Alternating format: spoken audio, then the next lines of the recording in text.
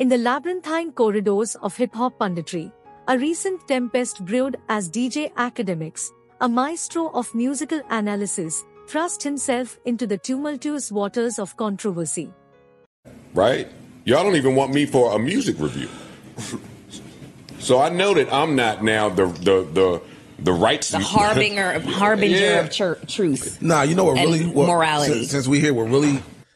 Nah, Joe dancing. You dancing, Joe. You dancing. Nobody wanted you to comment on that. Just like how you're in the industry and you have insight. Like, you know why people listen to you, Joe? Because you're a rapper who was signed to Def Jam and been in a lot of those back rooms, and you've seen parts of the industry that a non-rapper who's now podcasting cannot ever give that type of insight to. What people want from you and everybody else is, hey, this seems random. This is what the fans are saying. Hey, this seems random. We didn't know Diddy is doing all this shit. Did y'all have any clue? That's what people are trying to ask. Did y'all have any clue? That maybe he's not on the up and up, that he's on some weird shit. Y'all had any clue? Or this is shocking to y'all too? That's not what they're trying to ask. Because when it came time for certain other people, when it came time for L.A. Reid, even Joe was like, yeah, niggas been hearing. That's what I'm saying. When it came time for L.A. Reid, everybody said, well, I ain't gonna lie, there was some stories. Everybody said that. What did that just mean? That didn't mean all the allegations were right or they were wrong, but you knew that people were having rumblings and people thought or speculations occurred about such an individual's actions. The thing with Diddy, nobody who knows him, has known him, has been around him, is given any testimony to say, hey, what we're hearing here is furthest from anything we've ever seen or heard about him in the past. Nobody wants to talk about, they're acting like they have zero experience, zero knowledge, like they've never heard nothing. Wait, the question what they want you to ask Joe is like, you know the nigga a little bit more than everybody else. Have you ever heard that Diddy was having freak offs? Have you ever heard that he's a weirdo? Have you heard that maybe he got these chicks on some, stand in the corner and suck 10 niggas off while I whack off? Have you heard about this, brother? If you haven't, it's fine. Just say, oh, I've never heard about this. But here's the truth. The more people don't speak on it, you kind of get the feeling, y'all all knew this nigga was on some shit, but nobody wants to talk about it, so y'all playing the PC. Hey, we don't have to tell you that these things are wrong, but we can't really comment on something. It's an open situation. We'll find out the truth or let the authorities find it out. Y'all didn't have a problem with calling out R. Kelly before he got found guilty. Everybody kept saying, we keep hearing this nigga's on the weirdo shit. A lot of people doing it for Trey Songz now. They're like, I ain't gonna lie, we keep hearing too many stories about Trey Songz. Something is up. But with Diddy, nobody's ever heard nothing. Ain't this odd? Nobody never heard nothing? Really? None of y'all never heard nothing. That's why it sounds pretty odd to me. I'll keep playing.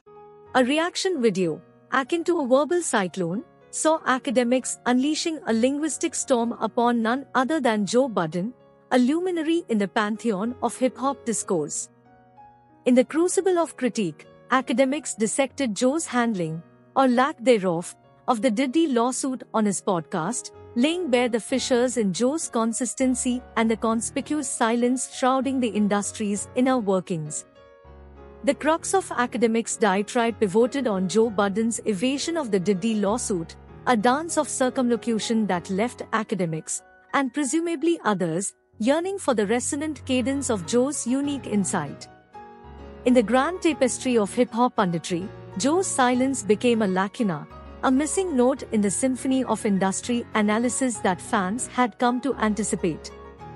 Akademiks, armed with a linguistic rapier, thrust the accusation of inconsistency at Joe's doorstep. The crux of his critique rested on the asymmetry between Joe's approach to the Diddy lawsuit and his willingness to delve into similar allegations against figures like L.A. Reid. The juxtaposition painted Joe as a sphinx, coyly withholding insight into the Diddy enigma while freely unraveling the threads of other industry intricacies. The fulcrum of Akademiks' argument was the perceived dichotomy in Joe's engagement with industry allegations. Akademiks contended that fans, like parched wanderers in the desert of speculation, sought the oasis of Joe's first-hand experiences and wisdom. The question lingered like a rhetorical fog: why, in the face of Diddy's alleged impropriety, did Joe choose the labyrinth of silence over the clarity of discussion? A striking facet of Akademiks' scrutiny was his interrogation of industry complicity.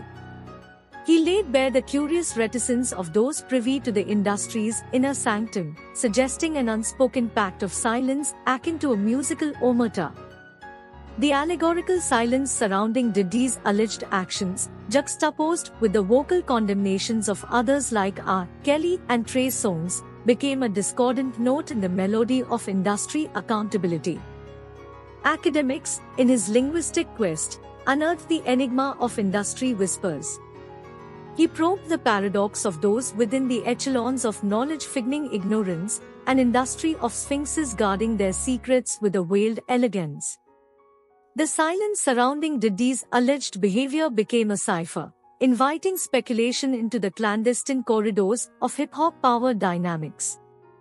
In the grand theater of hip-hop discourse, Akademiks stood as a thespian provocator, challenging not just Joe Budden but the very fabric of industry accountability.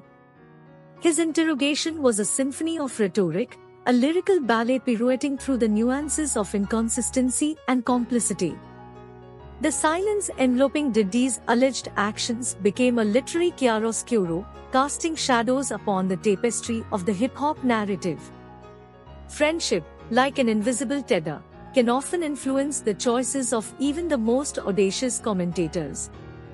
In the case of Joe Budden, his long-standing association with Diddy, an influential titan in the music industry, becomes a cipher for speculation. The weight of Diddy's influence, akin to a celestial force within the music cosmos, casts a looming silhouette over the narrative landscape. Diddy, a maestro in his own right, wields an influence that stretches far beyond the studio walls. His imprint on the industry, marked by both success and controversy, transforms him into a veritable colossus. It is this colossal presence that Akademiks suggests may be a factor in Joe Budden's reluctance to broach the topic of the Diddy lawsuit. The intricate dance of power dynamics within the music industry becomes a tapestry where friendships and alliances are delicately interwoven, and the fear of repercussions could influence even the most vocal voices. The unspoken rule of loyalty within the music fraternity, like a code etched in the annals of hip-hop history, might be an underlying force steering Joe's course. The fear of burning bridges, of betraying a friend or industry heavyweight, could be the elusive specter lurking behind Joe's silence. In this interplay of relationships, the question of journalistic independence versus personal allegiance becomes a lyrical quandary, a melody with no clear resolution. Akademiks, with his linguistic dexterity, raises a fascinating point about the complexities of industry friendships and their potential impact on journalistic courage. The dichotomy between the duty to report and the loyalty owed to a friend, especially one as influential as Diddy, presents a narrative puzzle, a conundrum where the pen may quiver in the face of personal connections. As the debate rages on, the lingering question remains: does Joe Budden's friendship with Diddy instill a sense of caution, a hesitancy to delve into the labyrinth of the Diddy lawsuit? The symphony of speculation plays on, each note resonating with the nuances of industry, alliances, and the delicate dance between friendship and journalistic integrity in the realm of hip-hop discourse. The coda of Akademiks' disquisition lingered like an echo, resonating through the caverns of online discourse. His question, a poignant refrain, reverberated. Why the silence? In the linguistic cosmos he crafted, Akademiks prodded not just at Joe Budden's consistency but at the collective consciousness of an industry, asking whether the silence hinted at a complicity that chose evasion over revelation.